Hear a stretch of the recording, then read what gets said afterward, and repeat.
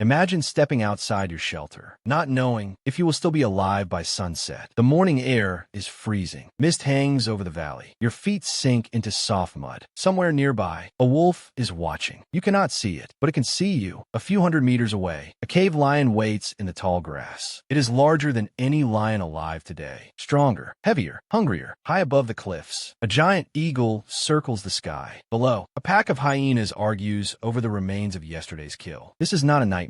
This was everyday life, 50,000 years ago. Today, most people worry about traffic, deadlines, or running out of phone battery. Ancient humans worried about becoming someone else's dinner. And the most surprising part is this. They were not the strongest animals. They were not the fastest. They did not have sharp claws. They did not have powerful jaws. They had no armor, no poison, no horns, compared to the predators around them. Humans looked weak, very weak. A healthy adult cave lion could weigh more than 300 kilograms. Its paws were larger than a human face. Its bite could crush bone. One swipe of its claws could tear through skin and muscle. A wolf could chase prey for hours without slowing down. Hyenas could crack bones that even lions struggled to break. Bears stood taller than most humans. Some could run faster than an Olympic sprinter. Against animals like these, one person alone had almost no chance. So why are we still here? How did a small group of fragile humans survive in a world filled with giant predators? The answer begins with fear. Fear is often seen as weakness, but for ancient humans, fear was one of the greatest survival tools they possessed. Imagine hearing a branch snap behind you. You freeze. Your heart begins pounding. Every sound suddenly feels louder. Every shadow seems alive. Your body is preparing for danger. Long before humans understood biology, their brains had already learned an important lesson. Those who reacted quickly lived longer. Those who ignored danger often disappeared forever. Fear kept people alert. It encouraged them to stay together. It reminded them that every journey outside camp carried risk. Ancient humans respected predators because underestimating them could be fatal. But fear alone could never keep anyone alive. Eventually, you still had to leave the cave. You still had to collect firewood, gather plants, find water, hunt animals. Every day, people stepped into landscapes where they were no longer the hunters. They were the hunted. Picture a mother gathering edible roots. Her child plays nearby. The wind changes direction. Suddenly, the birds stop singing. The forest becomes strangely quiet. Modern scientists call this one of nature's warning signs. When many animals suddenly fall silent, something dangerous is often nearby. The mother notices. She grabs her child. Without saying a word, they begin walking back toward camp. Slowly, carefully, not running. Running might trigger a chase. Every decision matters. Predators are experts at reading movement. Many attack when prey panics. Staying calm could mean surviving another day. Ancient humans learned to watch the behavior of other animals. If deer suddenly fled, something frightened them. If monkeys screamed from the trees, a leopard might be climbing nearby. If birds exploded into the sky all at once, a predator could be moving below. Nature constantly gave warnings. The people who learned to read them stayed alive, but even the smartest person could still make mistakes. That is why ancient humans discovered another powerful survival strategy. Never be alone. Imagine two hunters walking through a valley. Now imagine 20. Which group looks like easier prey? Almost every predator chooses the smaller target. Large groups are noisy. They see more, hear more, smell more, and if danger appears, many eyes can spot it before it attacks. There is another advantage: confusion. A predator planning to attack one person suddenly faces 20 shouting humans waving spears and throwing stones. The risk becomes much higher. Even lions avoid unnecessary injuries. A broken leg can mean starvation. Predators understand danger too. Sometimes the safest hunt is the one they never begin. That simple idea changed everything. Humans did not survive because they were stronger than predators. They survived because they rarely faced predators alone. And that was only the beginning, because humanity was about to discover a weapon that almost every predator on Earth feared: fire. Imagine the sun slipping below the horizon. The valley grows darker. Cold air creeps across the ground. One by one, the sounds begin. A distant wolf howls. Hyenas laugh somewhere beyond the trees. Something large moves through the bushes. For most animals, night is the beginning of the hunt. For ancient humans, night could be the most dangerous part of the day. Your eyes cannot see very far. But predators do not have that problem. Many hunted in darkness. They could hear tiny movements, smell frightened prey, and move almost silently. Without protection, humans would have been easy targets. But then, everything changed. Not because humans grew stronger, not because they became faster, but because they learned to control something almost every wild animal feared: fire. No one knows exactly when humans first mastered it, but once they did, the world was never the same. Imagine sitting inside a cave on a freezing night. A bright fire burns in the center. Its light dances across the walls. Its warmth pushes back the cold. Outside, a pair of glowing eyes appears in the darkness. A wolf. It watches the camp, but does not come closer. The flames crackle. Sparks rise into the air. The wolf hesitates. Then, it slowly disappears into the night. Most predators are naturally cautious around fire. The heat, the light, the unpredictable movement of the flames. None of it feels safe. A hungry lion might challenge another lion, but fire was something entirely different. It behaved like no living creature. It cannot be bitten. It cannot be frightened. It only grew stronger when fed. For ancient humans, fire became much more than a source of warmth. It became a wall, a warning, a shield. Around the campfire, families could finally sleep with a little more confidence. Not complete safety, but far more than they had before. Fire also changed where people could live. Cold caves suddenly became comfortable. Frozen landscapes became possible. The day no longer ended when the sun disappeared. People could stay awake, repair tools, tell stories, plan tomorrow's hunt, teach children. Knowledge itself began spreading around the fire, and knowledge would become humanity's greatest weapon. But even fire had limits. Eventually, people had to leave the camp. They still needed food, water, wood, stone. Every trip beyond the firelight carried danger. That is where another invention became essential: the spear. At first glance, a spear seems simple, just a long stick with a sharp point. But it completely changed the relationship between humans and predators. Imagine facing a cave lion with only your bare hands. The fight would be over almost instantly. Now, imagine facing the same animal while standing several meters away with a long spear. You have something priceless: distance. Distance keeps claws away. Distance keeps teeth away. Distance gives you time. One spear was useful. 10 spears were terrifying. A hunting group, standing shoulder to shoulder, created a wall of sharp points. Even large predators thought twice before charging. Most animals hunt because they want an easy meal, not because they want a dangerous fight. If attacking humans meant being stabbed by several spears, many predators simply looked elsewhere. Humans also discovered another powerful weapon, not made from wood, not made from stone: their voices. Picture 20 people shouting together, beating sticks against rocks, throwing stones, waving burning branches high into the air. The sudden explosion of noise could surprise even experienced predators. Many animals depend on stealth. Chaos ruins stealth. The attack fails before it even begins. Sometimes, winning meant never fighting at all. Ancient humans understood something many people still forget: the safest battle is the one you never have to fight. Shelter became another important defense. Early humans rarely slept in open fields. Whenever possible, they chose caves, rock overhangs, high ground, places with only one or two entrances. A narrow entrance is much easier to defend than an open plain. Some camps even placed thorny branches around sleeping areas. Others kept fires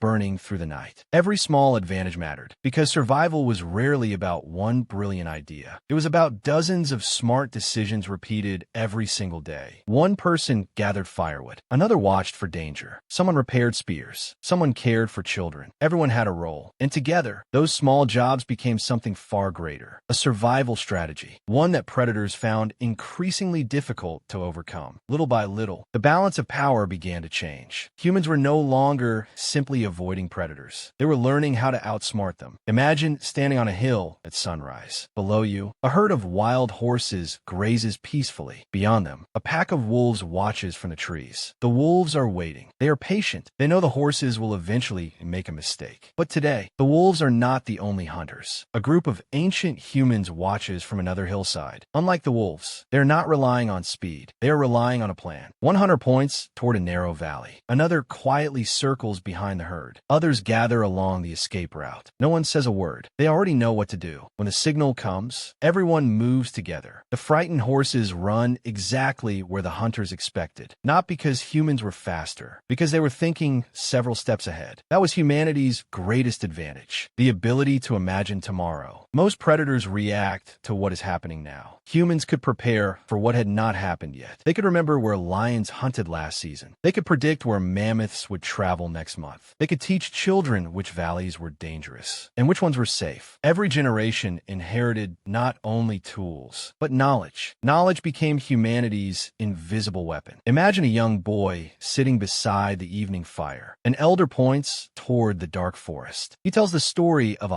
hunter who ignored fresh bear tracks. The hunter never returned. Years later, that child becomes a hunter himself. When he sees the same tracks, he turns around. One story has just saved a life. That is something no lion could teach its cubs. Animals learn through experience. Humans learn through experience and through stories. Every mistake became a lesson for the entire group. Every success became knowledge shared around the fire. Generation after generation, those lessons grew. Soon, humans were building better spears, better shelters, better hunting plans. They were no longer simply surviving predators. They were beginning to compete with them. This changed entire ecosystems. Lions had to avoid human camps. Wolves learned that stealing food could be dangerous. Even giant predators began respecting groups of people carrying fire and weapons. Humans had become something new. Not the fastest, not the strongest, but the smartest. That intelligence allowed them to spread into deserts, frozen tundra, dense forests, high mountains, places where many predators struggled to survive. Wherever humans went, they adapted, they invented, they learned. But even then, nature remained dangerous. A careless mistake could still be fatal. A hungry bear could still attack. A leopard could still ambush a lone traveler. Respect for predators never disappeared. And perhaps that is one of the greatest lessons from the ancient world. Humans did not conquer nature because they were fearless. They survived because they respected its power. They understood their limits. They stayed together. They planned ahead. They watched. They listened. They learned. Then they taught the next generation everything they knew. So, how did ancient humans survive predators? Not with bigger teeth, not with sharper claws, not by running faster. They survived because one person could become many, because many people could become one team, because a burning fire could keep darkness away, because a simple spear created distance, because a story remembered by a child could prevent tomorrow's tragedy. In the end, the greatest survival tool ancient humans ever possessed was not a weapon. It was cooperation, the willingness to protect one another, to share knowledge, to stand together when danger appeared. Predators ruled the Ice Age for millions of years. Yet today, the cave lion is gone. The giant hyena is gone. The saber-toothed cat exists only in fossils. But humans remain, not because we were born the strongest, but because we learned that survival is rarely a challenge faced alone. It is a challenge faced together. The next time you hear wolves howling, or watch a lion stalking across the grasslands, remember this. Your ancestors once lived in that same dangerous world. Every sunrise was uncertain. Every journey carried risk. Every night around the fire was another small victory. And against all the odds, they survived because they never stopped learning. They never stopped adapting. And above all, they never stopped helping one another. That is the reason you are here today. Every heartbeat, every breath, every step you take is part of a survival story that began tens of thousands of years ago when ordinary people refused to become prey.